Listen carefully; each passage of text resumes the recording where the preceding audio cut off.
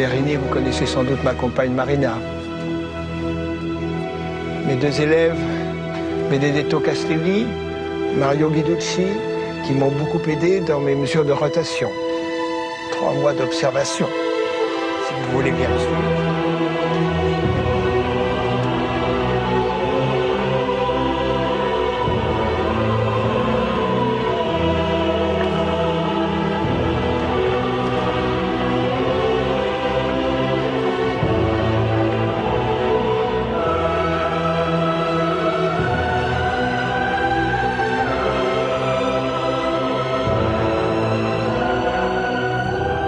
C'est la petite chose grise? Oui, Éminence. Mais c'est vrai. Ça se déplace. Mais... Vous avez raison, Galilée. C'est un satellite de Jupiter, Éminence. Jupiter a un satellite? Oui. Il y en a un second, de couleur brune. Ah, il paraît immobile, celui-là. Regardez donc, mon cher Bellarmine. C'est extraordinaire. Et tout cela nous était inconnu. Mais quelle merveille. C'est la planète Jupiter que je vois, rayée comme un tigre. En effet. Ces couleurs rougeâtres, brunâtres, et là on dirait des nuages, comme autour de la Terre. Il faut que nous changions notre enseignement du tout au tout. 2 satellites à Jupiter, l'un qui bouge, l'autre immobile. En réalité, Éminence, il y a non pas 2, mais 4 satellites autour de Jupiter. 4? Et chacun tourne à son propre rythme, certains rapides, d'autres très lents. 4 satellites autour de Jupiter. Mais je n'en reviens pas. Mais c'est une découverte incroyable. Comment expliquez-vous ça? Je n'explique pas, Éminence, je le constate. L'observation précède toujours l'explication. Il faudra tout de même une explication. Oui, quand nous aurons compris. C'est vrai, ces satellites de Jupiter me fascinent. 4 petits astres tournant autour d'un gros. Oui, je vous comprends. Le ciel est à l'image de la Terre. Oui, ou bien le contraire. Galilée, nous devons revoir entièrement notre astronomie. Vous nous révélez un nouveau ciel. C'est à vous de nous le faire connaître. À vous de mener la révolution. Le collège romain vous aidera, je vous l'assure. Et c'est d'une beauté extrême. À chaque instant, on peut s'attendre à voir le Seigneur se manifester. Oui, c'est à vous d'écrire cette nouvelle astronomie. C'est à vous de renouveler le savoir. Vos élèves n'attendent que ça. Et nous aussi. N'hésitez pas à tout remettre en cause. Votre lunette a mis la science en dessus-dessous. N'aurais-je pas d'opposants? Et qui donc? Les partisans des idées anciennes. Il y en a même dans l'Église. Nous, jésuites, nous vous aiderons. L'Église est moins conservatrice qu'on ne le dit. Allez-y hardiment. L'Église doit porter le savoir. Ayez confiance en l'Église et en nous. 24 ans plus tard, et bien que ce même cardinal Barberini, qui admirait tant Galilée, fut devenu pape sous le nom d'Urbain VIII, tout était différent. Galilée, soupçonné d'hérésie, voyait ses craintes se confirmer. Il était soumis à une instruction préalable menée par le grand inquisiteur, assisté d'un jésuite et d'un dominicain. Un grand procès se préparait.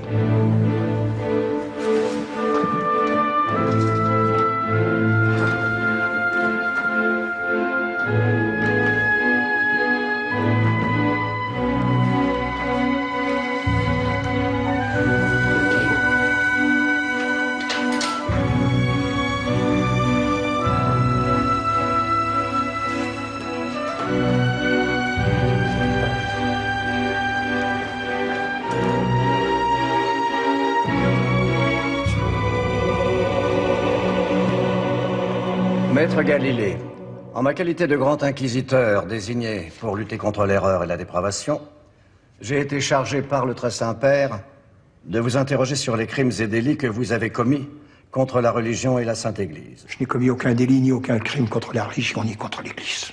C'est ce que nous verrons. Je suis assisté par 2 éminents théologiens, À ma droite, le père Oreggi, de la Compagnie de Jésus, et à ma gauche, le père Pasqualio, de l'ordre de Saint-Dominique. Nous devons préparer votre procès. De quoi m'accuse-t-on? Je peux le savoir? L'Inquisition n'accuse pas, elle enquête. Elle cherche à établir la vérité. Ensuite, éventuellement, elle propose un jugement que les princes sont chargés de faire exécuter, au risque, en cas de refus, d'être rejetés hors de l'Église. Nous posons des questions, vous répondez. Nous nous ferons notre opinion que nous transmettrons au grand tribunal, lequel décidera en conscience de ce qu'il doit faire. Mais qu'ai-je fait pour mériter cela? Contentez-vous de répondre à nos questions. Et tenez-vous debout, Galilée. Est-il exact que vous pensez que la Terre tourne sur elle-même et autour du Soleil, comme l'a affirmé ce moine polonais fou du nom de Nicolas Copernic? Je vous rappelle que, pour avoir défendu ces mêmes idées, Giordano Bruno a été brûlé vif ici même à Rome, il y a à peine 20 ans. Brûlé vif, vous m'entendez? Comme vous ne l'ignorez pas, l'Église a établi que puisque l'homme est la création la plus achevée du Seigneur, il a été placé au centre du monde. La Terre immobile trône donc au centre de l'univers, et le Soleil, comme les autres planètes, tourne autour d'elle. Ce système a été démontré par de très illustres savants. Le grand Aristote d'abord, puis l'astronome grec Claude Ptolémée de l'école d'Alexandrie. Je sais tout cela et je n'ai jamais affirmé que le système de Copernic était vrai. J'ai seulement dit... Pourtant, vous avez écrit un livre entier, hypocritement dédié à notre Saint-Père, pour affirmer violemment une contre-vérité. Comme Giordano Bruno, vous affirmez ces mensonges dans le seul but d'affaiblir l'autorité de l'Église et au seul profit de ce que vous croyez être votre gloire. Mon père, je n'ai en aucune manière et à aucun moment cherché à dénigrer le modèle de Ptolémée. Et jamais je n'ai mis en doute l'autorité sacrée de l'Église. Ce n'est pas ce que nous pensons. Je n'ai pas dit que le système de Copernic était vrai et véritable. J'ai seulement écrit que l'idée suivant laquelle la Terre tournait sur elle-même et tournait aussi autour du Soleil était une hypothèse intéressante et scientifiquement élégante. Élégante? Comment osez-vous prononcer ce mot? On vous dit intelligent. Comment pouvez-vous trouver élégante une idée aussi absurde? Absurde? Pourquoi absurde, Excellence? Mais c'est une évidence. Tenez, cette pièce est disposée de telle manière à ce que l'Est est à votre droite et l'Ouest à votre gauche. Eh bien, que voyez-vous le matin lorsque vous regardez en direction de l'Est? Je vois le soleil qui se lève. Ensuite, le soleil monte dans le ciel, à midi il est sur votre tête, puis il se dirige vers l'ouest. Et que voyez-vous le soir en regardant vers l'ouest? Je vois le soleil qui se couche. Parfaitement. Le soleil se lève à l'est et il se couche à l'ouest. Vous dites qu'il se lève et qu'il se couche. Donc il bouge, il se déplace, il tourne autour de la Terre. Vous le reconnaissez vous-même. Ce sont des mots qui peut-être ne font que traduire des apparences. Que veut dire ici le mot apparence? Excellence, puis-je vous faire une petite démonstration? Sans doute. J'ai besoin de Tonino, mon élève. Je sais qu'il est là. Il a été prévenu. C'est bien qu'il entre.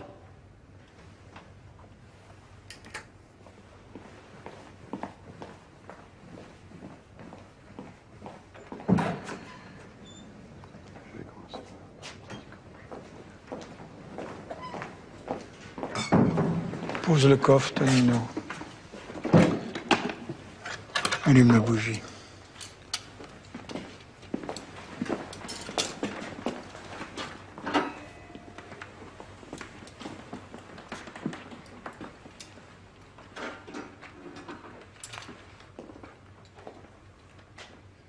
Nous avons là une sphère lumineuse. Supposons que ce soit le Soleil. Cette boule noire, c'est la Terre.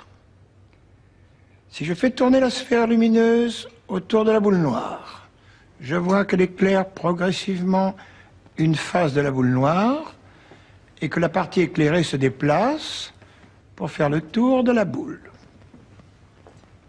Oui, le soleil tourne autour de la Terre et éclaire tantôt une face, tantôt l'autre. C'est pour ça qu'il y a le jour et la nuit.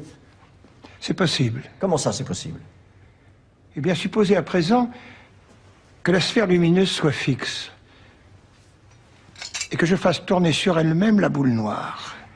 La sphère lumineuse éclaire successivement une face, puis une autre de la boule noire. En tournant sur elle-même, la boule noire a créé pour chacune de ses faces une partie éclairée, puis une partie sombre, un jour et une nuit. Donc, si la Terre tourne sur elle-même, nous avons également un jour et une nuit. Et il nous est impossible de distinguer qui du Soleil ou de la Terre bouge ou tourne. Je dis donc que l'idée que la Terre tourne sur elle-même, comme le pensait Copernic, je dis donc que cette idée n'est pas absurde. Mais un autre savant, Tycho Brahe, a prouvé que la Terre ne tourne pas sur elle-même. Merci, Tonino. Prouvé? Mais de quelle manière? En tirant un coup de canon vers l'ouest et un autre vers l'est. Si la Terre tournait sur elle-même, l'ouest viendrait vers nous. Et le boulet tiré vers l'ouest aurait une trajectoire plus longue que le boulet tiré vers l'est, c'est logique. Or, Tycho Brahe a bien montré que les deux coups de canon projettent les boulets à la même distance. Exactement. Encore une apparence, Éminence. Et sur ce point-là, je suis sûr de moi. Et pourquoi donc? Parce que j'ai fait plusieurs expériences à ce propos. Supposons que je sois sur un bateau qui se déplace à grande vitesse. Si je lance en l'air au-dessus de ma tête un galet trouvé sur une plage, où va-t-il retomber? Je dirais dans l'eau, derrière le bateau. Pourquoi? Parce que le bateau s'est déplacé pendant que le galet était en l'air. Eh bien non, Éminence. Le galet retombe à mes pieds, dans le bateau, à l'endroit même où je l'ai lancé.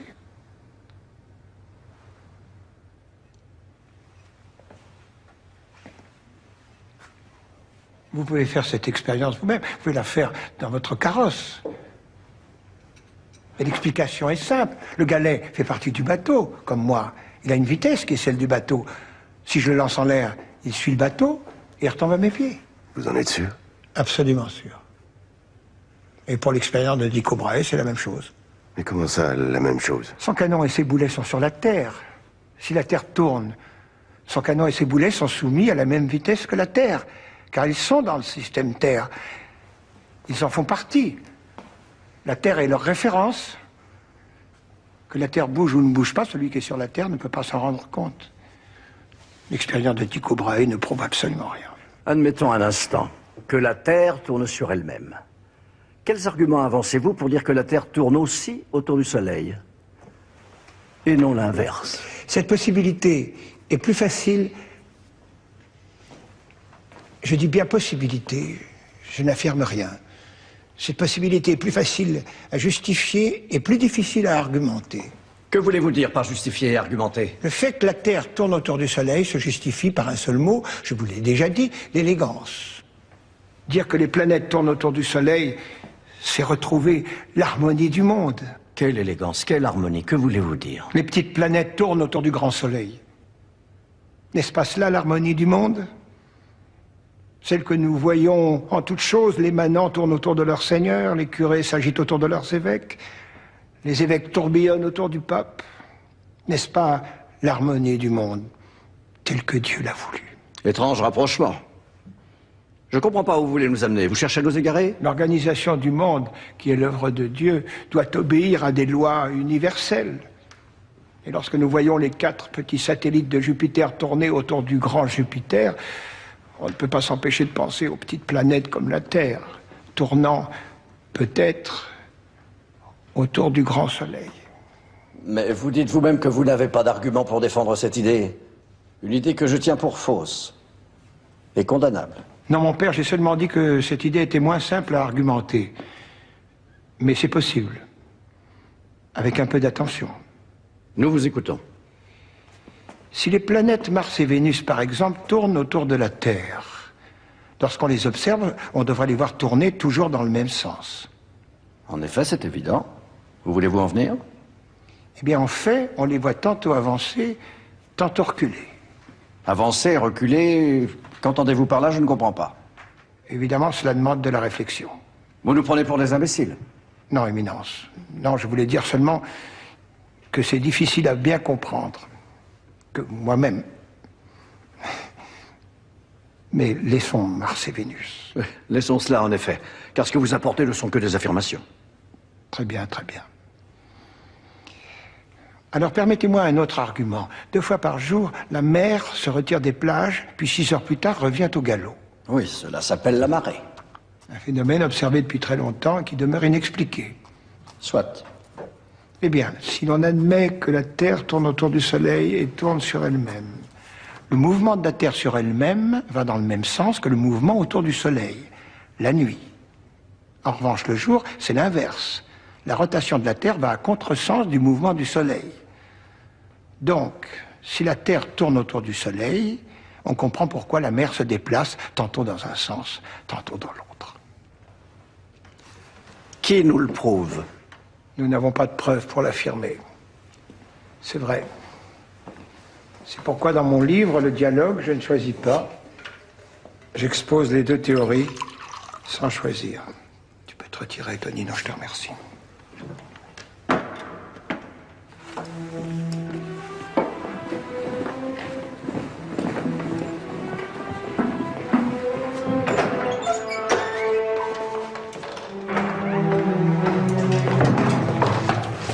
Que me voulez-vous, là, chez moi? Allez, avance. Tu vas nous dire tout ce que tu sais sur Galilée. J'ai rien à dire. L'Inquisition saura délier ta langue et te faire dire ce qu'elle veut entendre.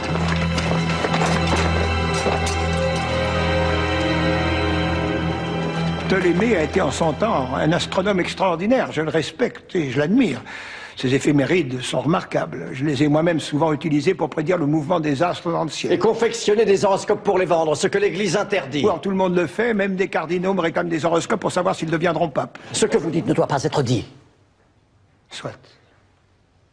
J'ai moi-même enseigné le système de Ptolémée pendant de nombreuses années.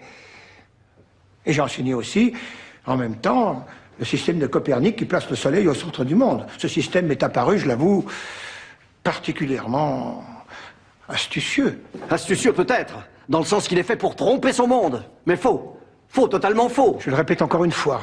J'ai jamais affirmé que le système de Copernic était vrai. Et le système de Ptolémée faux. Je n'ai fait qu'exposer les 2 théories à la demande du Saint-Père. Taisez-vous. Ne mêlez pas le Saint-Père à vos manigances. Je m'y attendais d'ailleurs. Vous vous réclamez constamment de lui. Vous affirmez publiquement qu'il est votre ami. Je n'ai pas cette prétention. J'ai du respect, oui, de l'admiration, je dirais même de l'affection pour lui. Il est exact qu'il a manifesté dans le passé un certain intérêt pour mon travail, et aussi, oserais-je le dire, pour ma personne. Si tel était le cas, vous ne seriez pas devant ce tribunal, Galilée. Sa sainteté n'approuve en rien ce que vous avez écrit, sachez-le. Mais je mentirais devant notre Seigneur Tout-Puissant si je ne disais pas hautement que sa sainteté m'a reçu 7 fois en audience privée. Et au cours de ces entretiens, il m'a suggéré d'écrire ce livre. Quel livre? Le livre que vous incriminez, Le dialogue. À quelle date ont eu lieu ces entretiens? Peu de temps après son élection. Ici, à Rome? À Rome, où le Saint-Père m'a reçu d'une manière qui ne peut s'oublier.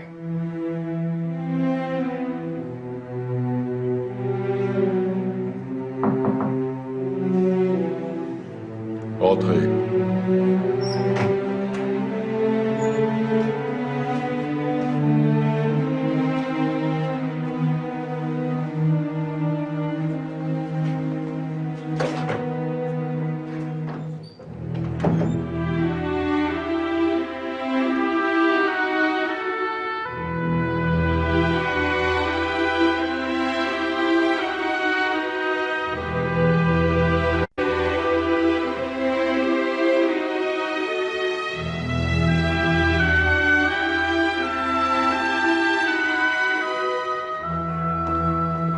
Relevez-vous.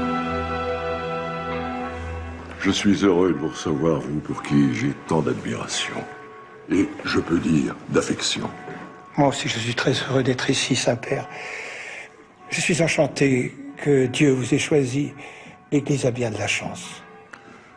Je m'efforce d'en être digne, mais la situation des guerres brillantes, l'hérésie protestante progresse, les divers ordres se disputent, le sacré collège est divisé, les rois catholiques se combattent et les villes italiennes se haïssent.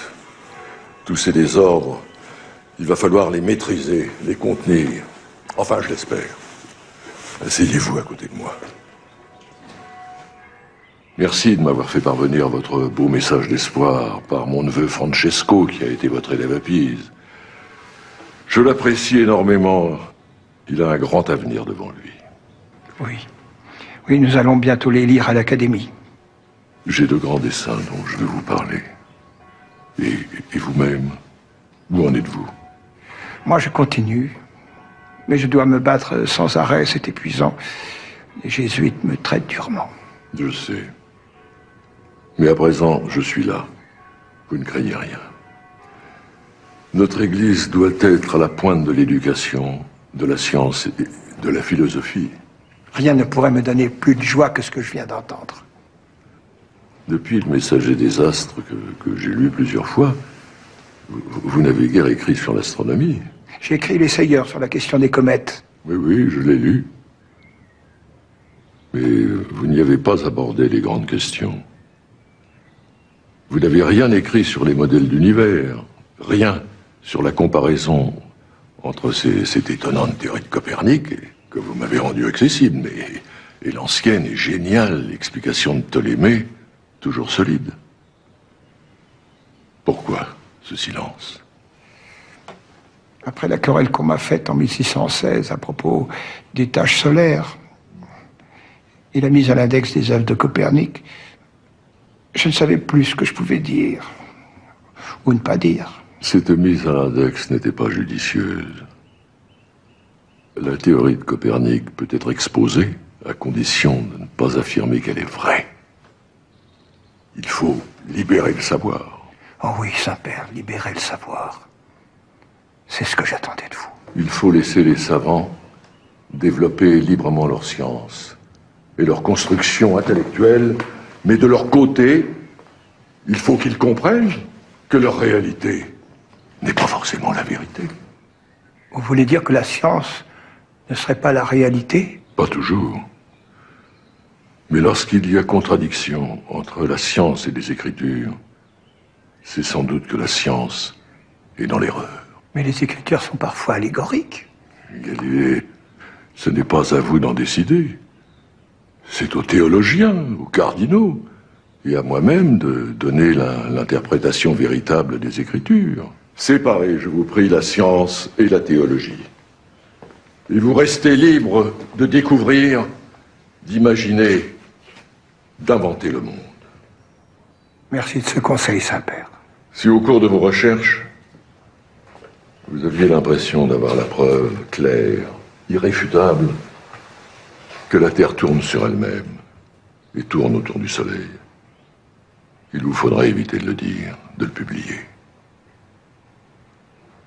N'oubliez pas que Dieu a mis la Terre au centre du monde, puisque c'est là qu'il a placé l'homme. Est-ce un argument suffisant? Toutes les autorités l'affirment. L'homme a été créé à l'image de Dieu. Mais si je trouve de nouveaux éléments que je puisse prouver, dois-je les taire? Oh, mais certainement pas. Mais apportez-moi d'abord vos arguments ici, que je les connaisse. Et j'en jugerai la valeur. Et vous déciderez. La vérité n'est pas une mince affaire, Galilée. Nous devons prendre nos précautions. La religion catholique et romaine n'est pas une religion comme les autres. Elle est la vraie. Sans aucun doute. De plus, les fidèles ne s'adressent pas à Dieu directement. Ils n'interprètent pas les textes sacrés comme ils veulent. Entre eux et Dieu, il y a l'Église, qui est sanctifiée par Dieu. Nous ne sommes pas comme les Juifs et les hérétiques luthériens ou calvinistes qui se disent libres de s'adresser à Dieu et de bâtir leur religion à leur façon. Non. La religion catholique est supérieure à toutes les autres, car elle est structurée, organisée, avec au sommet un pape, sur qui pèse une très lourde responsabilité, croyez-moi. Tous les fidèles partagent la même foi et suivent les mêmes instructions. Se détourner de ces règles, c'est déjà s'avancer sur les chemins de l'hérésie, donc de l'erreur et de la faiblesse. Soyez prudents. Oui. Pour vous parler franchement, j'ai du mal à admettre que la physique ne corresponde pas à la réalité. ou qu'il y ait deux vérités, l'une pour la science, l'autre pour la croyance. Comment la vérité pourrait-elle être deux? Je souhaite que vous écriviez un livre sur les deux grands systèmes du monde. Le modèle d'Aristote et de Ptolémée et celui de Copernic. Naturellement, vous expliquerez les deux systèmes et sans prendre parti. Oh, Saint-Père, je travaille à ce livre depuis 10 ans. Je le ferai sous forme d'un dialogue entre trois personnages lettrés. Le premier expliquera la théorie de Ptolémée, le deuxième celle de Copernic, et le troisième veillera à souligner les points importants. Si vous réussissez à maintenir l'équilibre, ce sera un grand livre. Très utile. Je veillerai à l'équilibre des idées, je vous le promets. Mais il faudra me protéger, Saint-Père. Les jésuites ne sont plus mes amis. Les dominicains me détestent. Ils contrôlent l'Inquisition. Ne vous tracassez pas pour ça. Je suis le pape, ne l'oubliez pas. Écrivez votre ouvrage, envoyez-le moi, et je le ferai imprimer ici, à Rome. Allez, Galilée, reprenez vos travaux. Il me tarde de les lire. Et ne vous inquiétez pas, nous ferons évoluer les choses. Laissez-moi faire. Merci. Merci de votre confiance, Saint-Père. Allez, mon fils. Mon très cher fils.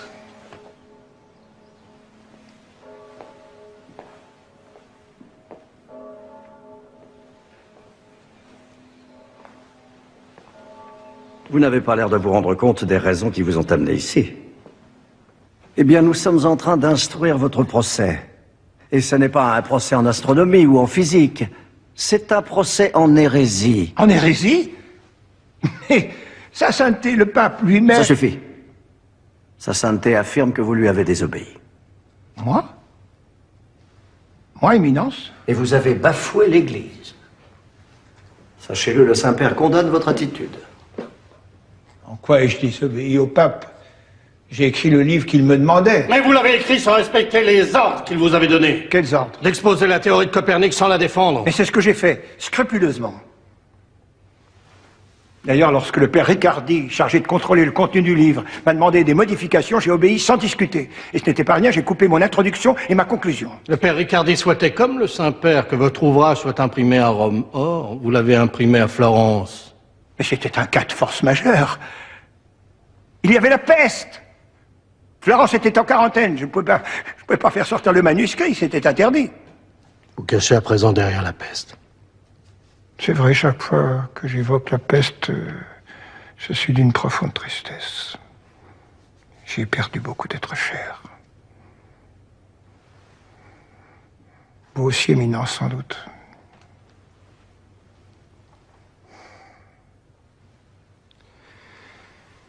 Le Saint-Père vous avait bien recommandé d'exposer d'une manière objective le système de Ptolémée, qui est celui que l'Église enseigne. Je l'ai fait.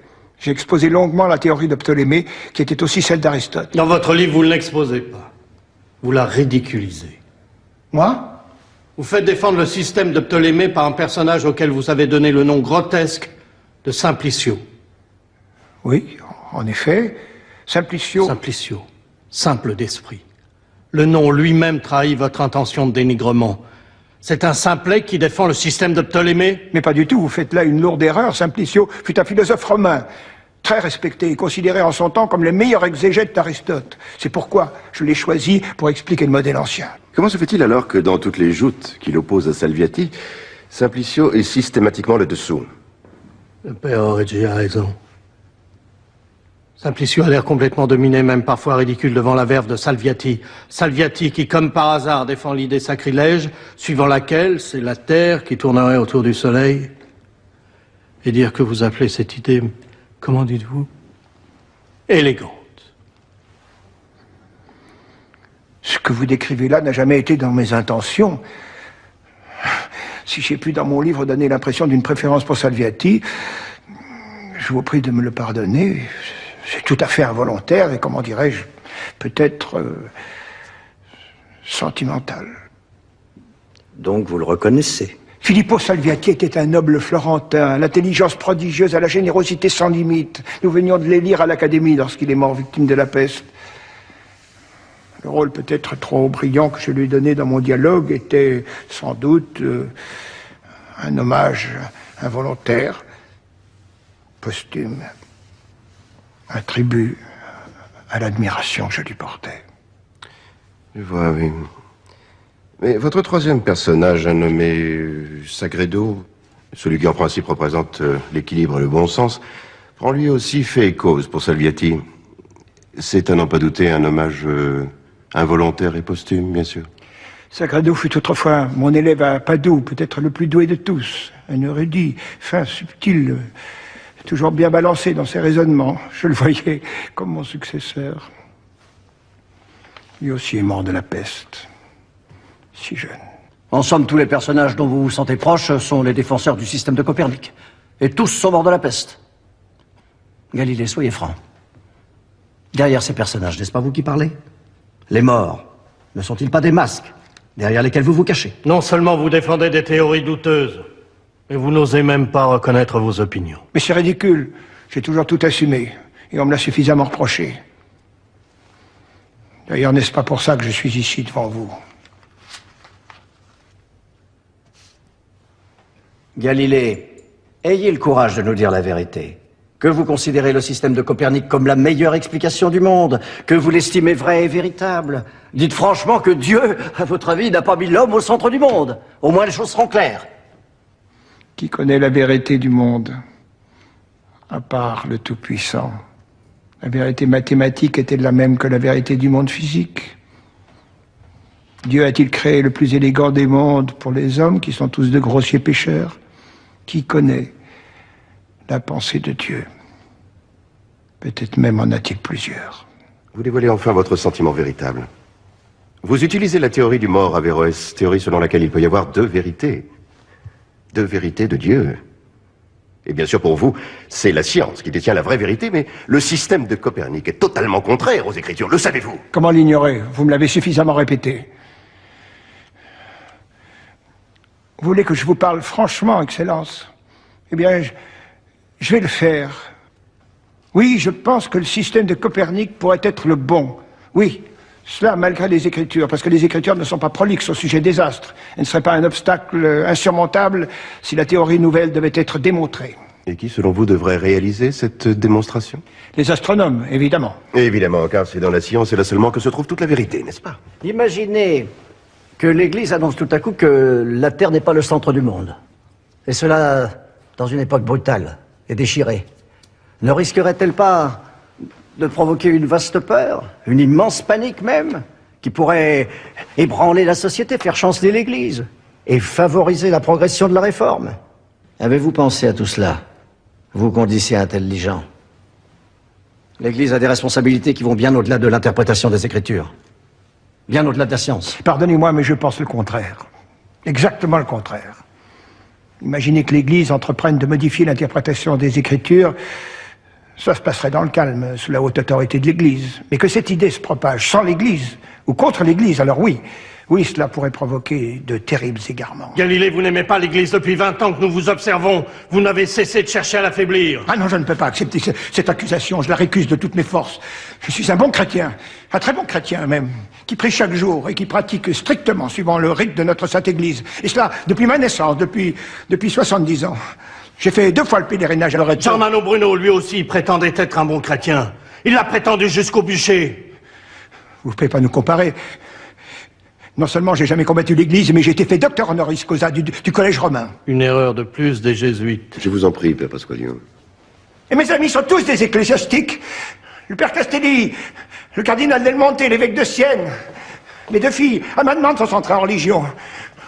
Sa sainteté, le pape Urbain VIII, m'a reçu 7 fois... Cessez de vous réclamer sans cesse de sa protection. S'il a éprouvé autrefois quelques faiblesses pour vous, sachez qu'il les regrette. Il les regrette? Il vous l'a dit? Encore une fois, comment expliquez-vous votre présence ici aujourd'hui?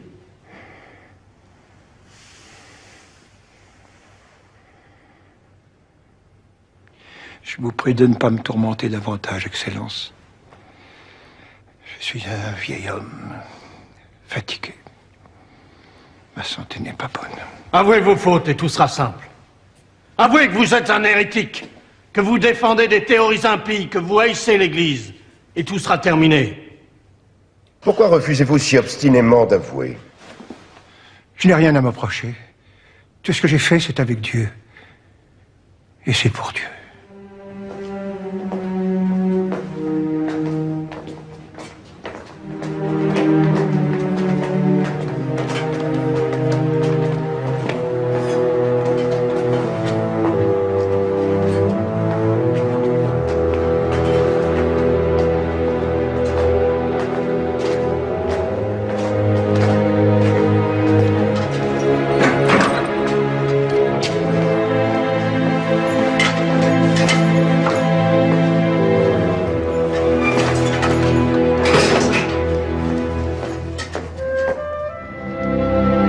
Seigneur, toute ma vie, j'ai cherché à me rapprocher de vous, à comprendre votre pensée, votre vision de l'univers.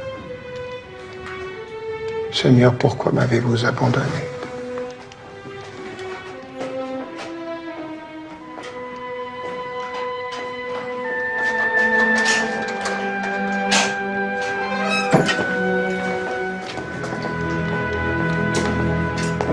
Maître Marino?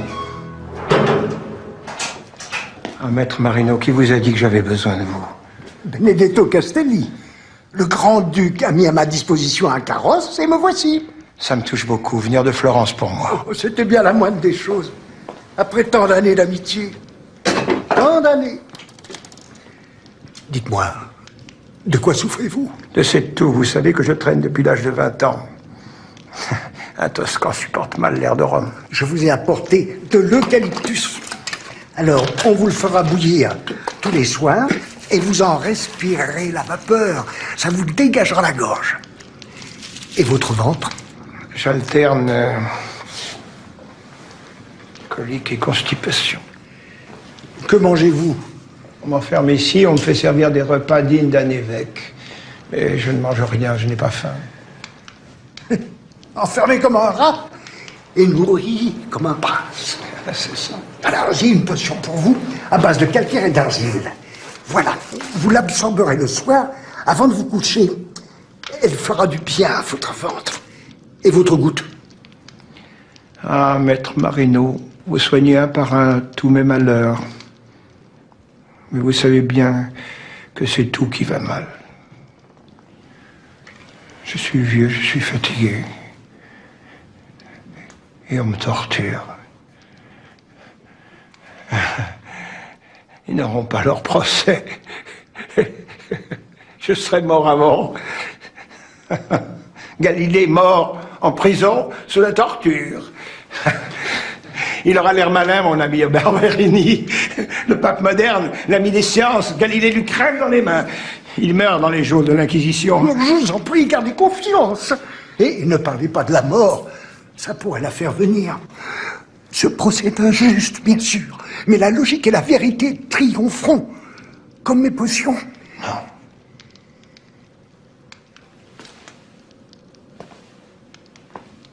Non.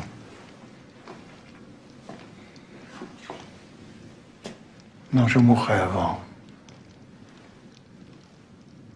Et la vérité avec moi. Galilée, croyez-vous aux atomes? Pourquoi me posez-vous cette question? Ne cherchez pas à savoir pourquoi nous vous posons telle ou telle question, contentez-vous de nous répondre. Croyez-vous aux atomes? Je crois que la matière est divisée en petites unités. En très petites unités. Pourquoi croyez-vous cela?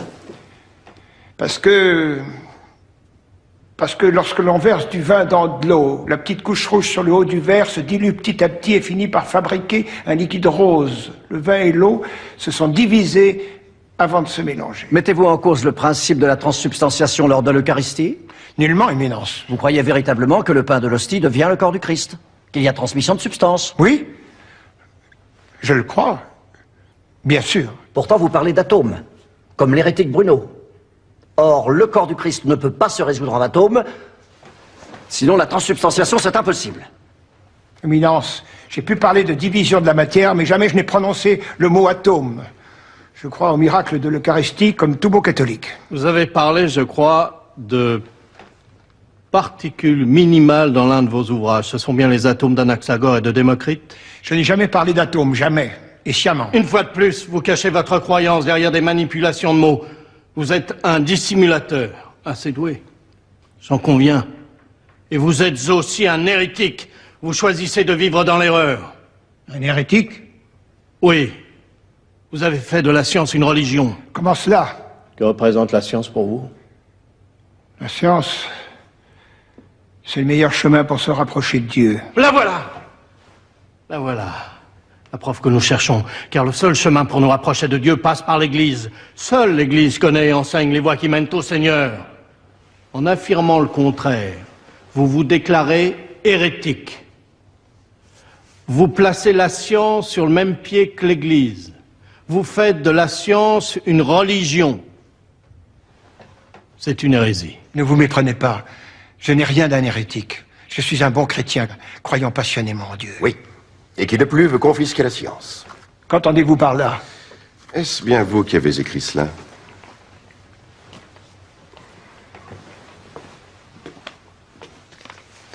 Oui, c'est mon écriture. C'est une lettre adressée au père Orazio Grazzi, directeur de notre collège romain. Je lis ceci.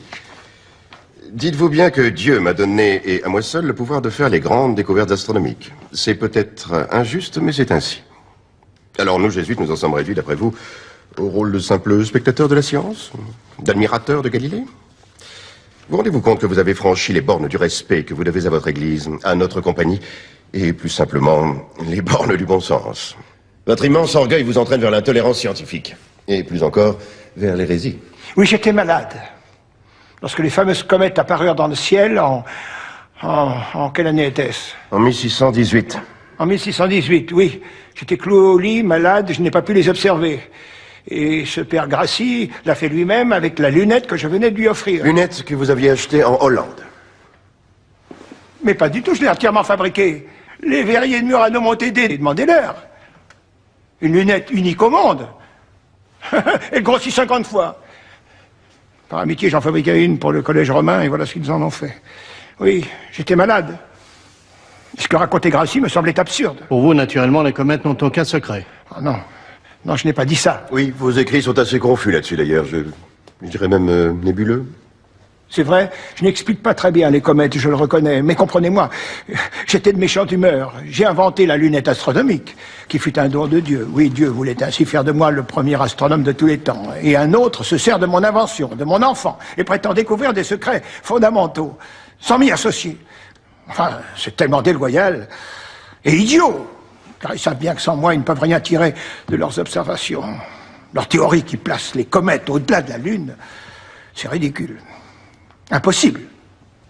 Alors que sont dans les comètes? Des illusions d'optique créées par l'atmosphère. Des illusions d'optique? Oui, enfin, peut-être. C'est ce que je crois. Qui nous le prouve. Et puis, maître Galilée, chacun de nous est libre d'observer le ciel. N'étiez-vous pas vous-même à l'origine de cet engouement des jésuites pour les observations astronomiques? Certes, mais en ce temps-là, j'étais l'ami des jésuites. C'est bien ce que je dis. Pour pratiquer la science, il faut être un ami de Galilée. C'est lui qui donne les autorisations. Et nous autres, les jésuites, parce que nous ne sommes plus les amis de Galilée, enfin, je veux dire par là parce que nous ne sommes pas d'accord avec lui en toutes choses, nous ne pouvons plus pratiquer la science. Galilée a confisqué la science pour lui et ses quelques complices. Bel exemple d'esprit scientifique. Vos élèves disent que vous êtes généreux. Bel exemple de générosité. Excellence, si dans la foule d'un échange épistolaire, j'ai pu donner cette impression, je m'en repens. J'ai été emporté par mon tempérament. Enfin une repentance, ça n'est pas trop tôt. Encore un petit effort, Galilée. Et vous verrez que nous avons raison. Je suis un chrétien sincère qui dit ce qu'il pense, comme je l'ai toujours fait. Allons donc. Il vous reste un grand nombre d'adjurations à faire de repentance. Lesquelles? En 1616, vous étiez à Rome. Un débat se tenait au sein de l'Église à propos des œuvres de Copernic. C'est vrai, j'étais à Rome. Le regretté cardinal Bellarmine est venu vous voir à l'ambassade de Florence pour vous remettre une lettre. Ce n'était pas à Florence, mais dans son propre palais où il m'avait convoqué. Il m'a effectivement remis une lettre. Cette lettre contenait une injonction de l'Inquisition vous interdisant d'enseigner ou même d'évoquer les doctrines de Copernic. Et vous avez passé outre. Dans vos enseignements, dans vos propos publics et maintenant dans vos livres et dans votre dialogue. Vous avez enfreint l'interdiction de l'Inquisition. Tout cela est contraire à la vérité, je le dis avec respect. Le cardinal Bellarmine ne m'a signifié aucune interdiction et je me suis tenu scrupuleusement à ce qu'il m'a dit. Ce faux procès à Rome, soi-disant contre Copernic, était en fait dirigé contre moi, je n'étais pas dupe. Mais à l'époque, j'étais tout puissant. J'étais l'ami des princes, des cardinaux, des jésuites. Ne pouvant m'attaquer de front, on s'y prit indirectement. On interdit les œuvres de Copernic et nul n'eut plus le droit d'en parler, jamais. J'étais visé, bien sûr, mais sans être nommé. Je vins à Rome pour dire tout haut qu'interdire une œuvre 50 ans après sa publication me semblait insensé. Pendant 50 ans, on n'avait rien dit de Copernic. Pourquoi brusquement le condamner? Personne n'a voulu m'écouter. Je suis énervé à mon habitude. Le cardinal m'a fait appeler. C'est un vrai plaisir de vous revoir ici à Rome. Éminence, il en est de même pour moi. On fait beaucoup de bruit autour des œuvres de Copernic, et certains cherchent à vous nuire. On raconte sur vous des histoires assez déplaisantes. Je sais pourtant que vous êtes un bon catholique. Et je voudrais que vous puissiez poursuivre vos recherches. Que dois-je faire, Éminence? Être prudent, très prudent, surtout en public. Tant que vous considérez les idées de Copernic comme des hypothèses pouvant faciliter votre travail, il n'y a là aucun péché. Ce ne sont que des hypothèses. C'est tout.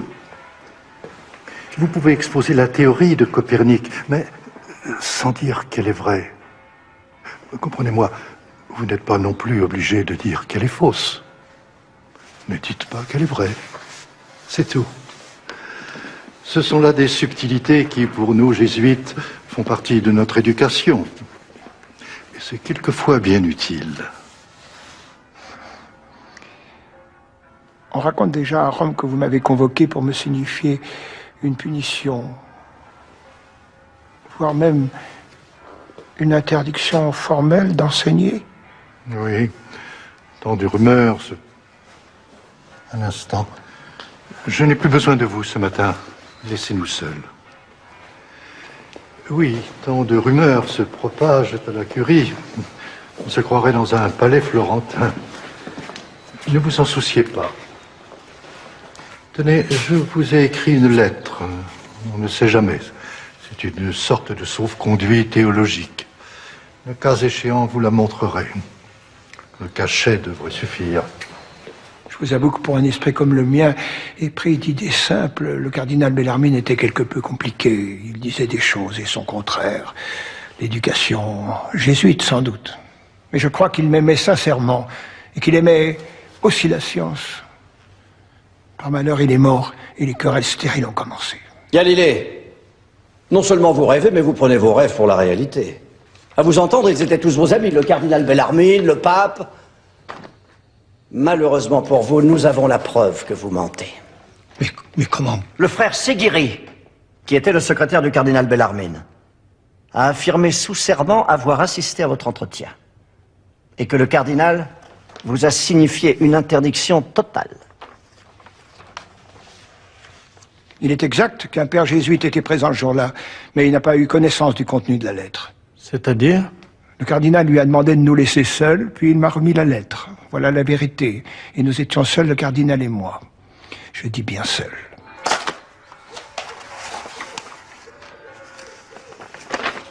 Cette lettre était en deux parties. Dans la première, le cardinal me rappelait que je devais considérer la doctrine de Copernic comme une hypothèse, et qu'ainsi je pouvais continuer mon travail. Dans la seconde partie, il établissait que n'ayant jamais enfreint cette recommandation, je n'avais pas eu à abjurer devant lui. Comme une mauvaise rumeur le laissait penser. Et il n'y avait aucune injonction. Non, Éminence. Galilée, vous devez prouver ce que vous dites, sinon c'est parole contre parole et celle d'un jésuite a beaucoup plus de poids que celle d'un scientifique. Pour ce tribunal, tout au moins. Voici la lettre avec le sceau du cardinal. Vérifiez vous-même. Je me suis conformé à ce qu'elle dit. Vous pourrez le constater.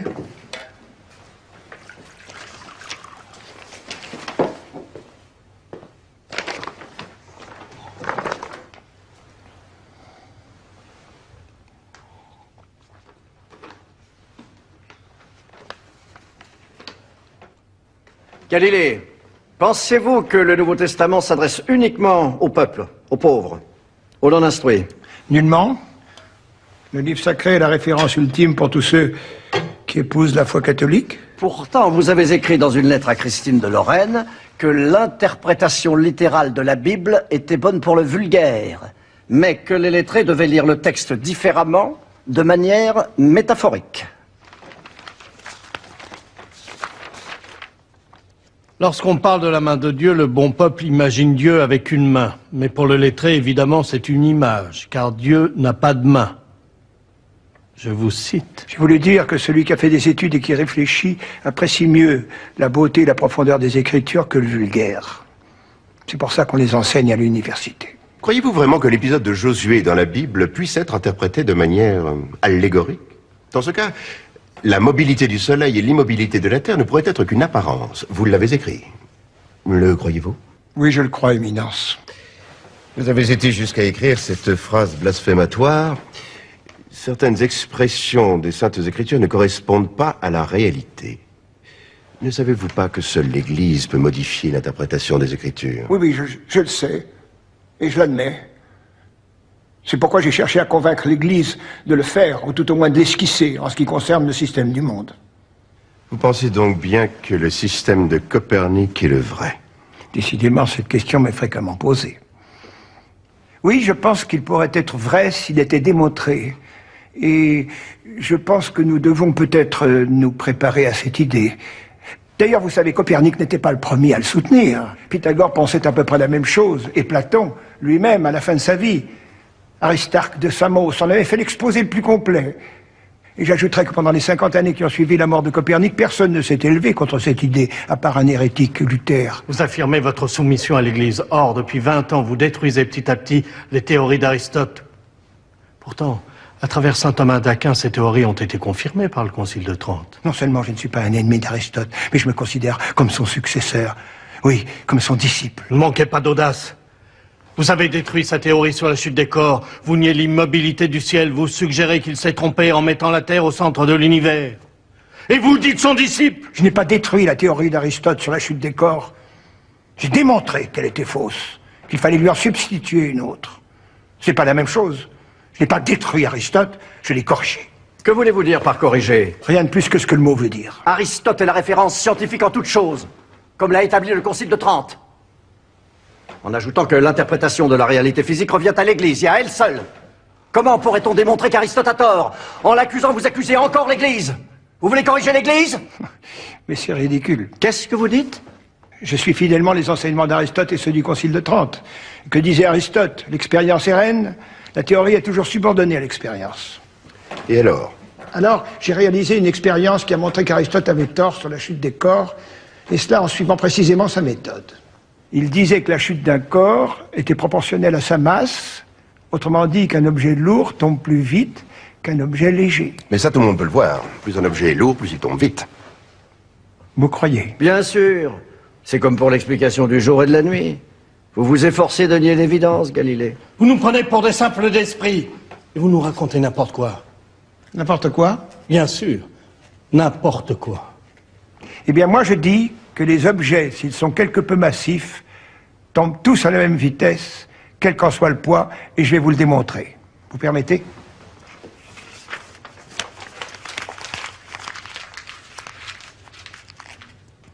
Je prends cette boule de papier dans une main et cette boîte à sable dans l'autre.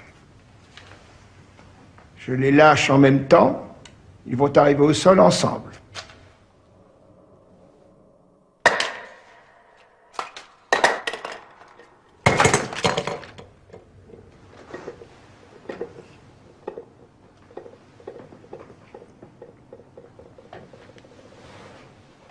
Vous pouvez recommencer?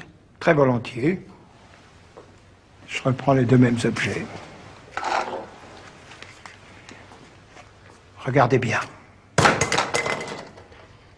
Mais quelle diablerie utilisez-vous? Je n'utilise aucune diablerie. Faites l'expérience vous-même.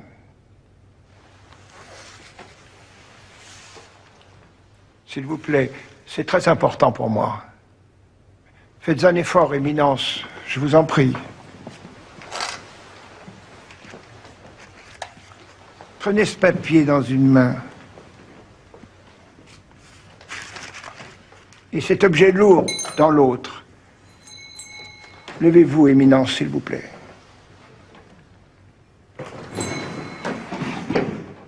Levez les bras plus haut. Et lâchez les objets en même temps. Je comprends pas. Aristote, pourtant, avait fait lui-même cette expérience. Il disait... Le gland tombe plus vite que la feuille de chêne. Exactement. Comment expliquez-vous cette contradiction? Moi aussi, les observations d'Aristote m'ont longtemps troublé. J'ai réfléchi longtemps, car j'étais persuadé que si j'expliquais cette contradiction qui existe entre ses observations et les miennes, je découvrirais une loi fondamentale de la physique, si Dieu le voulait. Depuis 2000 ans, personne n'avait contredit Aristote sur ce point. Je me trouvais intimidé, comme devant une montagne.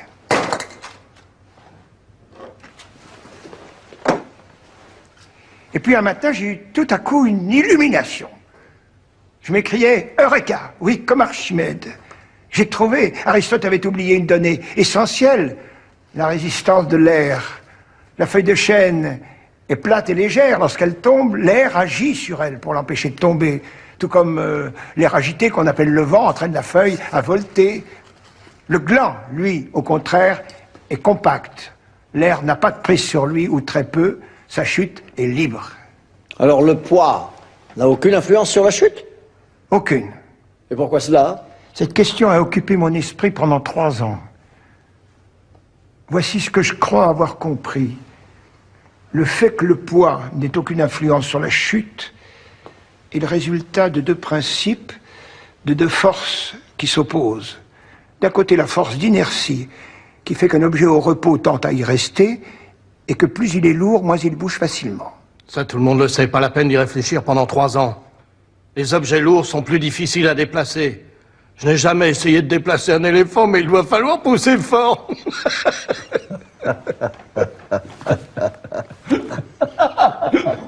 Bien sûr, plus ils sont lourds, moins ils bougent. Mais d'un autre côté, nous avons ce que j'appellerais la force de gravité. Force mystérieuse qui attire tous les objets à la surface de la Terre vers les profondeurs terrestres. C'est pour ça que les objets tombent. Et plus ils sont lourds, plus ils tombent vite. Mais la force d'inertie est là qui les freine, les retient. Et plus ils sont lourds, plus elle les retient. Alors d'après vous, un éléphant et une figue, par exemple, tomberaient à la même vitesse? Mais oui, la force d'attraction de la Terre s'exerce plus fortement sur l'éléphant que sur la figue, parce qu'il est plus lourd. Mais dans le même temps, la force d'inertie s'exerce également plus fortement sur l'éléphant que sur la figue, parce qu'il est plus lourd. Alors les 2 forces s'annulent. Mais oui, les 2 forces s'annulent, et la vitesse d'un corps quand il tombe ne dépend pas de sa masse. Votre raisonnement est difficile à suivre. Et plus encore à croire. J'ai fait l'expérience plus de 1000 fois. Vous voulez que je recommence? Non, ce n'est pas la peine. Je n'aurais jamais découvert ce phénomène sans l'aide de Dieu. Il nous a donné le goût de la vérité. Et en même temps, il nous la cache.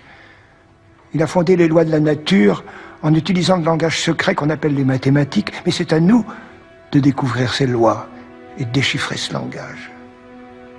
C'est la recherche scientifique qui nous permet de nous rapprocher de Dieu et d'expier le péché originel. Nous, les savants, nous sommes les hommes de Dieu, choisis par lui. Mon ambition est de mieux comprendre l'univers pour me rapprocher davantage de lui. Alors je suis le chemin qu'il m'a tracé. Car sans lui, je ne pourrais rien.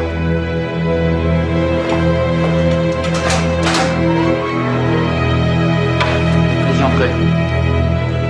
Benedetto, Mario, j'étais sûr que vous ne m'aviez pas abandonné. Ah, mes chers élèves, mes amis, comment avez-vous fait pour entrer jusqu'ici? Nous avons obtenu un sauf-conduit du Saint-Père. Du Saint-Père, Barberini s'intéresse encore à moi? Secrètement, il est avec vous. Nous savons que la situation est terrible, mais ne soyez pas trop injuste avec lui. C'est moi que tu accuses d'être injuste, Benedetto? N'a-t-il pas jeté les chiens de l'Inquisition contre moi? Où est Tonino? Il a été... Arrêté. Nous sommes sans nouvelles de lui.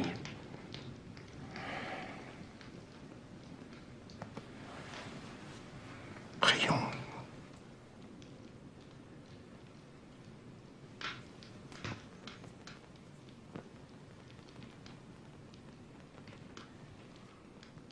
Je comprends ce que vous pouvez ressentir. Mais gouverner l'Église n'est pas simple. Le Saint-Père est à la fois tout-puissant et prisonnier de cette immense institution. Il y a l'essor effrayant des protestants, l'offensive du roi de Suède, les manœuvres de Richelieu, qui est aussi son ami. Tout cela est très dur à porter.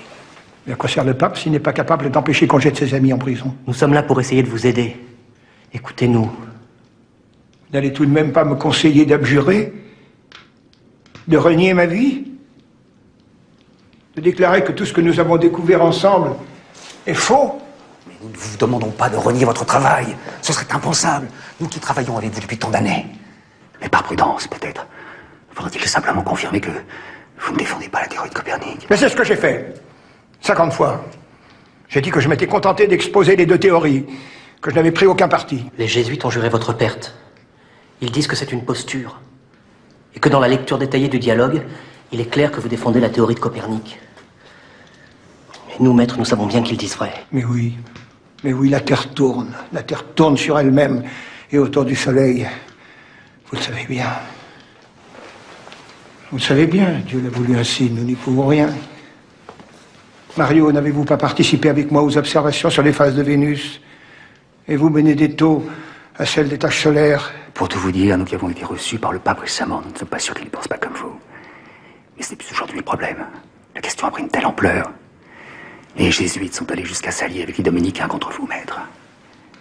Il faut être adroit, sinon ils vous conduiront au bûcher. Comme Giordano Bruno. Il faut lâcher quelque chose. C'est pour vous que je le dis, je vous assure. Il y a danger. Il y a danger de mort. Je comprends pourquoi le pape vous a donné un sauf-conduit. Il vous a envoyé ici pour me convaincre d'abjurer. Comme ça, il aura prouvé au monde qu'il est inflexible, qu'il a mis au pas Galilée. Le grand Galilée aura plié devant l'Église et devant Barberini. Non. Le Saint-Père veut vous sauver. Alors qu'il arrête cette comédie. Qu'il me renvoie chez moi à Florence, finir mes jours comme je le mérite, dans le calme et la sérénité. Quant à me renier, je n'ai rien à abjurer. Je n'abjurerai rien. Jamais. Je dis la vérité! Vous êtes tous prêtres. Comment me reconnaissez-vous pas un très fidèle serviteur de Dieu? Parce que le soi-disant serviteur se cache derrière les apparences pour discréditer l'Église, c'est-à-dire Dieu lui-même. Galilée, que pensez-vous des éphémérides de Tycho Brahe? Elles sont excellentes. Sans doute les meilleures qui existent pour observer le ciel. Cela prouve bien que les observations s'accordent mieux avec la théorie de Tycho Brahe qu'avec celle de Copernic. Vous dites toujours que c'est l'observation qui est reine, mais quand elle vous gêne, vous l'ignorez. C'est une étrange rigueur scientifique. Que voulez-vous dire? Vous avez ignoré l'explication du monde donnée par Tycho Brahe, l'explication à laquelle se sont ralliés mes frères du Collège romain. Vous l'avez ignorée parce qu'elle était contraire à Copernic et compatible avec les Écritures. Ça vous gêne, ça vous empêche de contredire l'Église. Vous vous prenez pour la conscience du monde, Galilée, pour la vérité incarnée, ce qui vous conduit à affirmer n'importe quoi, au mépris même des observations. Mais j'ai le plus grand respect pour Tycho Brahe.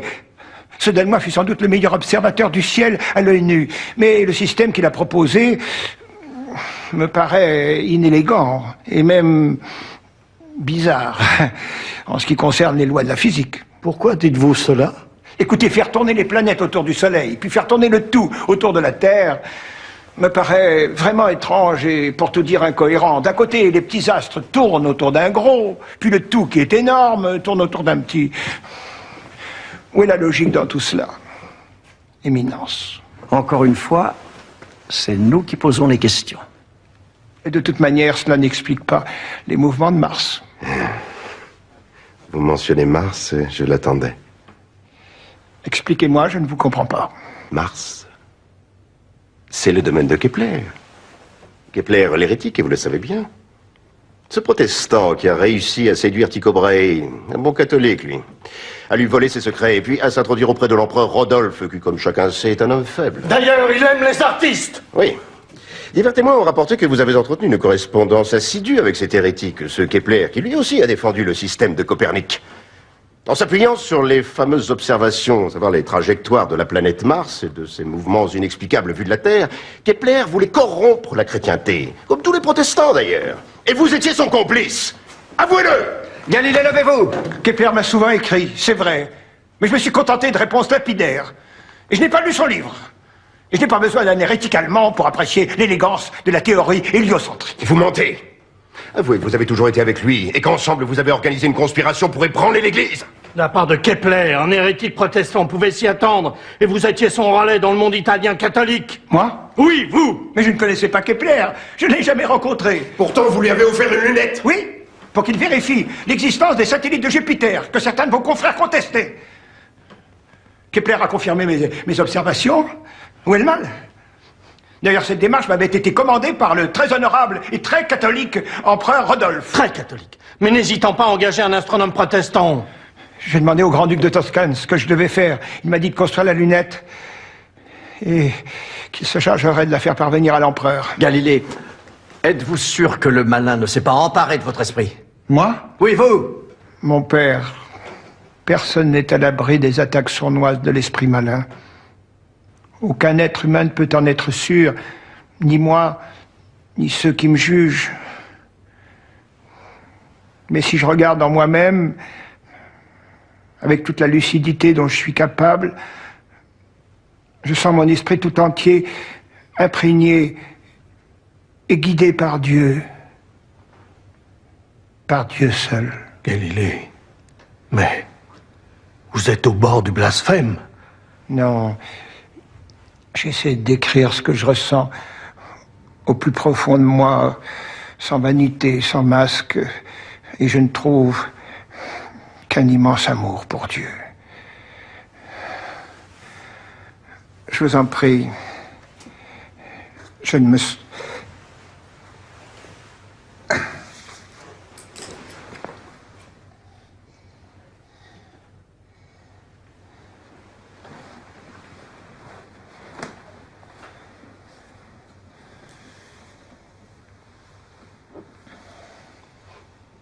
Et nous, Galilée? Croyez-vous que nous n'aimons pas Dieu? Nous lui avons consacré notre vie.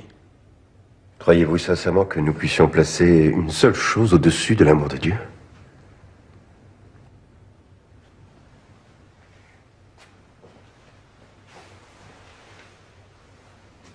Revenons à l'essentiel. Avouez, et tout sera fini. Avouez quoi? Que pour vous, le système de Copernic est le vrai, le seul, le véritable. Nous en avons ici les témoignages. Vous l'avez proclamé en 1614 et 15. Vous l'avez même écrit à votre ami Castelli et Christine de Lorraine. Je m'en souviens plus, pardonnez-moi, il y a si longtemps. J'ai 70 ans, ma mémoire n'est plus ce qu'elle était. En effet, mais notre mémoire à nous est intacte, elle est ici dans toutes ces lettres qui vous accablent. Mon père, s'il est exact que ma pensée a pu s'égarer dans de telles déclarations, je m'en repens. Le péché est le triste apanage des humains. Et le repentir, le don de Dieu. Mais la miséricorde, mon père, la miséricorde n'est-elle pas la première vertu chrétienne? Pour ceux qui la méritent. Vous prétendez être un excellent catholique. Pourtant, vous avez mené une vie dissolue, notamment à Padoue. À Padoue? Ces beuveries que vous organisiez avec vos élèves, ou autour de votre lunette, elles étaient célèbres. Des témoins nous ont dit que vous y serviez le meilleur vin d'Italie, pour éclaircir votre vision du ciel, j'imagine. Quelle stupidité. Ces soirées astronomiques étaient studieuses et amicales. Le Saint-Père y a assisté. Il vous le confirmera. Pour la dernière fois, je vous demande de ne plus vous référer au Saint-Père. Et tenez-vous debout, Galilée. N'essayez pas de nous attendrir. Tout ce que je dis est vérifiable. Et cette femme que vous entreteniez? Marina Gamba? C'est un crime? J'étais célibataire. Je n'ai prononcé aucun vœu de chasteté. Moi. Que signifie ce moi? Rien d'autre que ce qu'il dit. L'insolence, Galilée, ne peut que vous nuire. Vous êtes donc fier d'avoir vécu dans la fornication au vu et au su de tous? J'ai vécu pendant 15 ans avec Marina Gamba. Maintenant, elle est morte. Et je n'ai plus que les enfants qu'elle m'a laissés, mes 2 filles qui sont au couvent, et mon fils Vincenzo. J'éprouve d'immenses remords quand je pense à elle. Quel remords? De l'avoir abandonnée. Quand je suis venu enseigner à Florence. Quel titre on te donnera? Mathématicien et philosophe du Grand-Duc. Tu recevras beaucoup d'argent? Sans doute. C'est une charge créée spécialement pour moi à Florence. Une fille comme moi, une fille de rien, ne peut pas vivre avec toi à Florence. La société ne l'admettrait pas. Effectivement, c'est très difficile. Depuis notre première rencontre, j'ai su que ce jour viendrait. Et tu t'en irais. J'ai toujours su. Tu m'en veux? Non, je ne t'en veux pas. Je te comprends. T'avoir connu, avoir partagé ta vie, c'était comme un cadeau du ciel. Moi, une fille sans titre, toi, un grand professeur. Tu m'as poussé à apprendre la musique. Tu m'as appris tant de choses. Tu m'as donné une maison. Tout ce qu'une femme de bonne naissance aurait pu souhaiter, je l'ai eu. Grâce à toi. Beaucoup d'hommes n'ont pas un regard pour les enfants qu'ils ont hors du mariage. Toi, tu as accepté nos enfants comme les tiens. Ce sont les miens. Et je les aime. Comme je t'aime. Mais tu passais plus de temps avec les étoiles qu'avec moi. Et je n'étais pas vraiment ta femme. Pourquoi dis-tu ça? Et je n'étais pas la première dans ton cœur. La première, celle à qui tu n'as jamais rien refusé. C'est elle qui s'en va avec toi à Florence. Que veux-tu dire? C'est la science, ta vraie maîtresse. Rappelle-toi, lorsque j'ai fait enregistrer la naissance de Virginia, Claire a écrit « Né de Marina Gamba et de la fornication ». C'était un imbécile, je l'ai signalé au Doge. Tu sais bien qu'un professeur n'a pas le droit d'être marié. Toi qui as bouleversé la science, tu te soumets à ses usages, ses conventions. Tu les acceptes.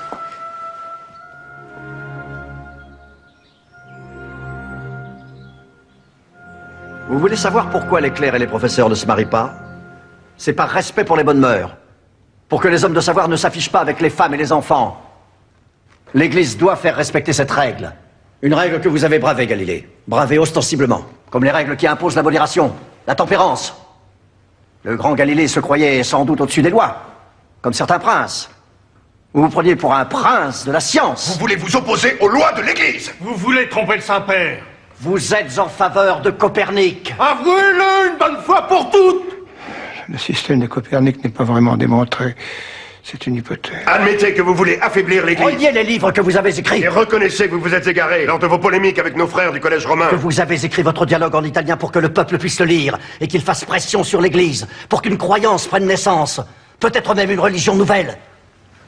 Je suis un très fidèle serviteur de l'Église. Je n'ai rien à ajouter. Relevez-vous.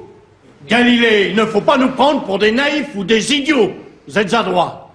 Vous avez beaucoup d'entre-gens et de nombreuses relations, même dans l'Église. Mais cette fois, vous ne nous échapperez pas. Nous vous poursuivons depuis 20 ans. En 1592, vous étiez professeur à l'université de Padoue. N'est-il pas vrai? J'avais été nommé par le Sénat de Venise. C'était un secret pour personne. Vous y avez fréquenté notre frère maudit, Giordano Bruno. Fréquenté? Ah non! Je l'ai rencontré à l'université au cours d'une controverse. Je l'ai trouvé trop exalté et manquant de rigueur. Je n'ai pas eu envie de le voir davantage et encore moins de lui parler. Tout de même, que d'indices. Vous rencontrez Giordano Bruno, l'hérétique. Vous correspondez avec Kepler, l'hérétique. Vous êtes vous-même un hérétique. Brillant trio qui a voulu détruire le centre du monde, c'est-à-dire la Terre, pour y substituer un astre lointain, le Soleil. Il faut le répéter. L'homme a été créé à son image par Dieu. C'est établi. Il l'a placé au centre du monde, ici, sur la terre. Tout est organisé en fonction de lui. Tout tourne autour de lui. En le niant, vous attentez à la dignité de l'homme. Donc, vous dénigrez Dieu lui-même, puisque l'homme est sa plus belle création. Votre raisonnement théologique peut être renversé. Et le soleil, c'est la lumière. Et la lumière est le messager de Dieu qui parcourt l'espace plus vite que tout ce qui existe. Et le soleil est l'astre roi créé par Dieu pour chauffer la terre et pour l'éclairer. La terre tourne autour du soleil comme les autres planètes, mais elle s'en distingue car elle est le lieu d'accueil de l'homme. Avant de placer l'homme au centre du monde, Dieu l'a mis sur la terre pour l'éprouver. Et il a bien fait car l'homme a commis le péché originel. Pour être vraiment digne d'occuper le centre du monde, l'homme doit racheter sa faute avec l'aide du Christ. Tout cela est cohérent.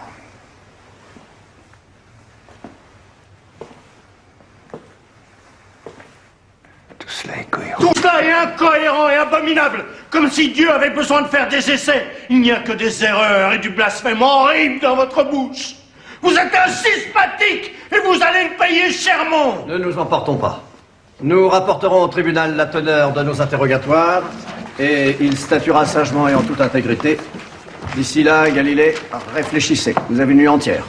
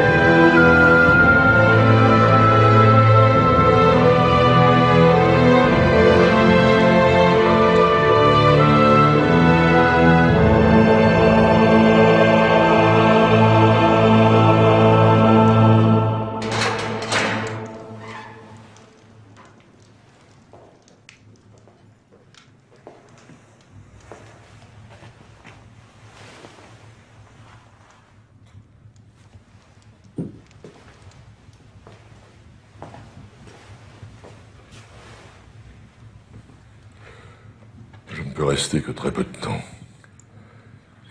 Et si tu dis m'avoir vu ici, je le nierai, et tu seras sévèrement puni pour calomnie à l'égard du pape. Que voulez-vous de moi, Saint-Père? Venez-vous me demander de trahir ma vie? Ou peut-être de la perdre?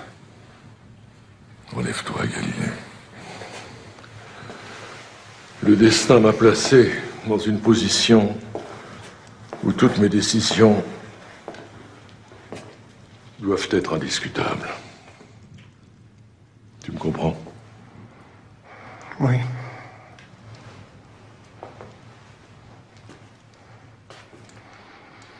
Oui, il me semble. C'est si je n'écoutais que mon amitié, que les sentiments que j'ai pour toi, je te viendrai aussitôt en aide. Tu le sais. Mais j'ai en charge l'Église tout entière. L'Église, notre mère, notre salut. Et cette Église n'a qu'un ennemi, c'est l'erreur. Le monde est trouble, on peut s'y perdre. C'est pourquoi nous avons besoin de l'Église qui ne peut commettre aucune erreur. Tu sais tout cela. Je sais. Même si nous sommes tous faillibles, toi comme les autres, l'Église, elle, ne peut pas se tromper.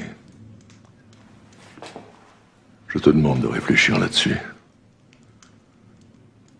Tu t'intéresses à la réalité du monde, mais nous en défendons la vérité. Je ne vois pas la différence. Moi si. La réalité du monde est changeante, la vérité est éternelle. Ce que tu découvres un jour peut être remis en question le lendemain. Que t'importe après tout que la Terre tourne autour du Soleil ou l'inverse? Qu'est-ce que ça change à la lumière de Dieu? Essaie de voir ce qui est essentiel. Il est encore temps.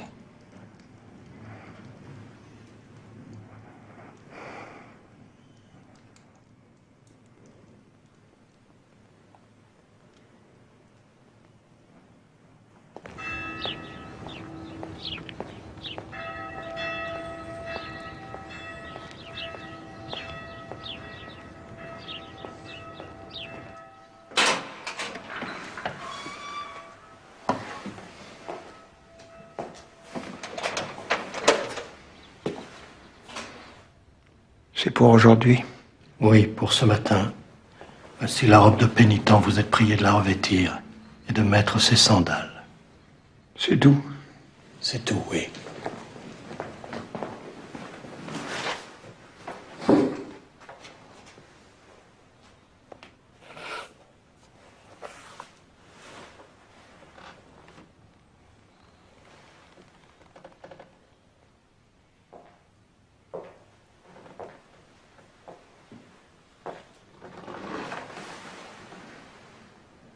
Céleste.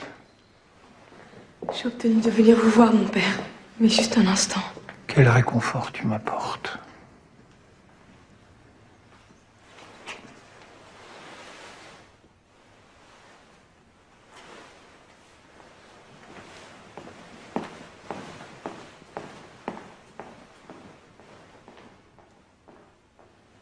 Que veux-tu me dire?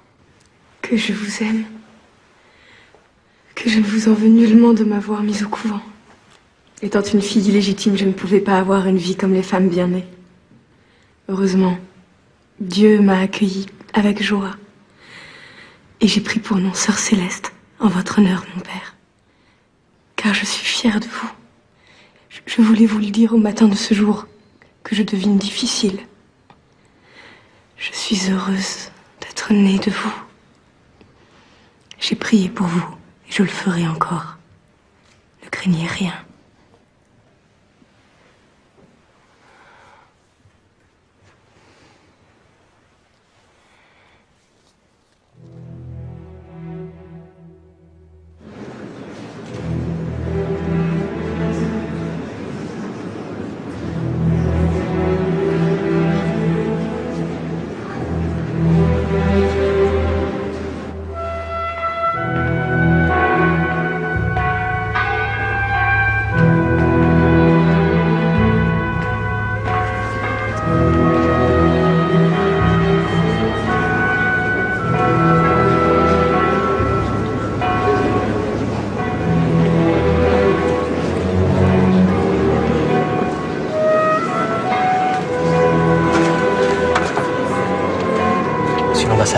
Toujours bien.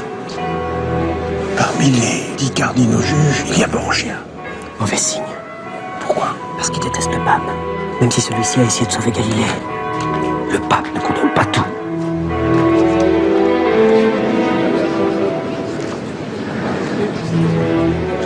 Croyez-vous qu'ils vont brûler ses œuvres? J'ai envoyé un exemplaire du dialogue à l'éditeur Elsevier en Hollande.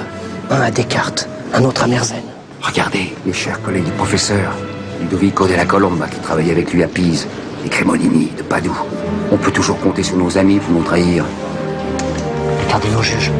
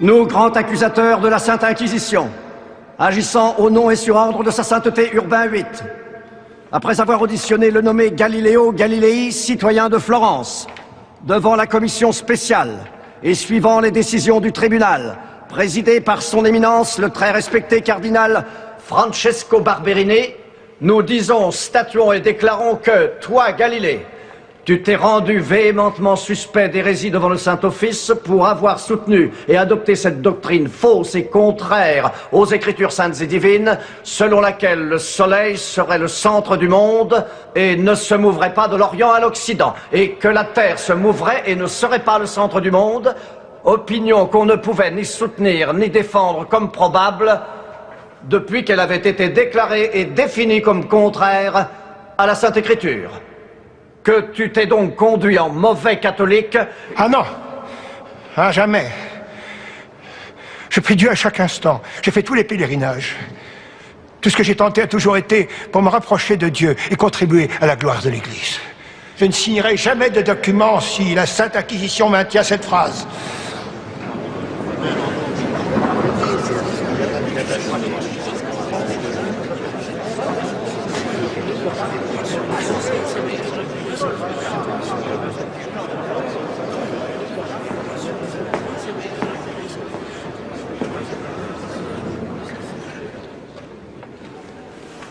Puisque le tribunal semble d'accord, dans un geste de clémence à votre égard, nous retirons cette phrase.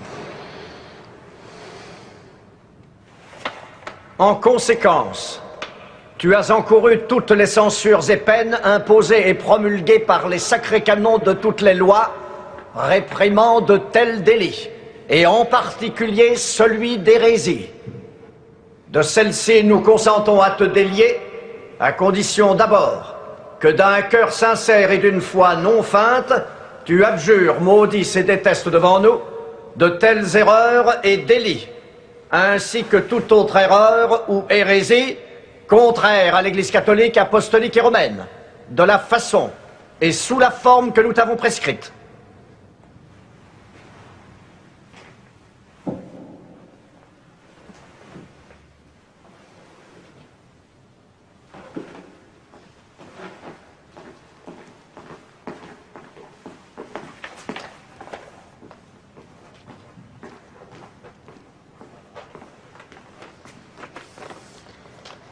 Moi, Galileo Galilei, fils de feu Vincenzo Galilei, comparaissant en personne devant ce tribunal et agenouillé devant vous, très éminents et révérends seigneurs, cardinaux, inquisiteurs généraux, agissant contre la dépravation hérétique dans tout le monde chrétien, ayant devant moi les saints évangiles que je touche des mains, je jure que j'ai toujours cru et qu'avec l'aide de Dieu, je continuerai à l'avenir de croire tout ce que la Sainte Église catholique et apostolique tient pour vrai, prêche et enseigne. Or,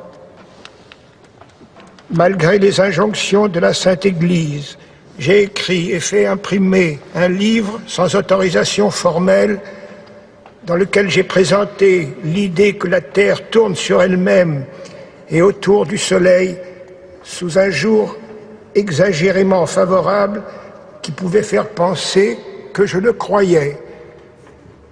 Mon erreur, je le confesse, a été causée par un mélange d'ambition vaniteuse et de pure ignorance. Pour cela, j'ai été très justement jugé comme suspect d'hérésie. Voulant ôter de l'esprit de tout fidèle chrétien la suspicion suivant laquelle je croirais que la Terre tourne sur elle-même et autour du Soleil, j'abjure, je maudis et déteste d'un cœur sincère et d'une foi non feinte ces erreurs.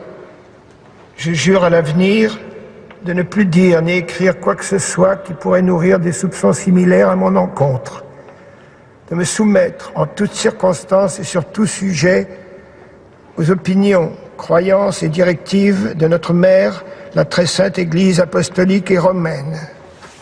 Je jure aussi et promets d'accomplir et d'observer toutes les pénitences qui me seront imposées par le Saint-Office. Tout cela, je le jure avec l'aide de Dieu et sur ces saints évangiles que je touche de mes mains.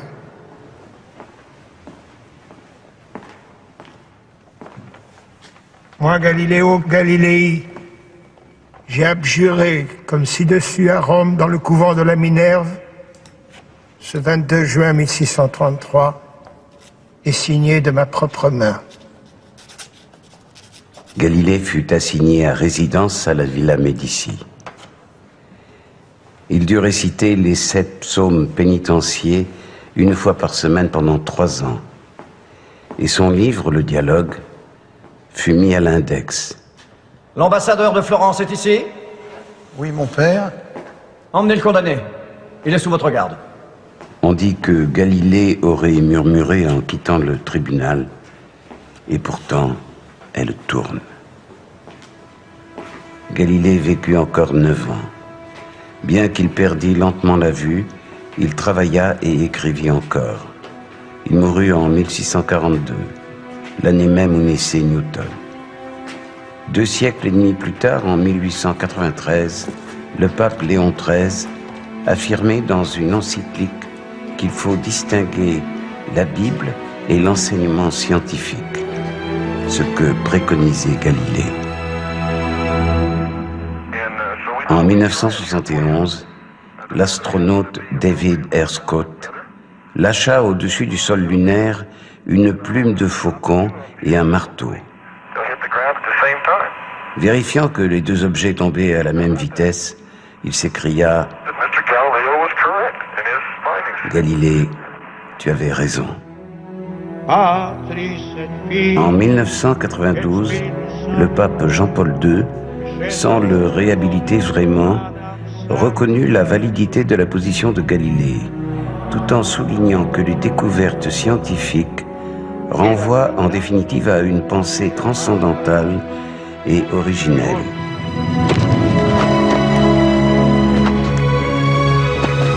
Ainsi, celui dont les livres avaient été brûlés prenait peu à peu sa vraie place de père de la physique moderne.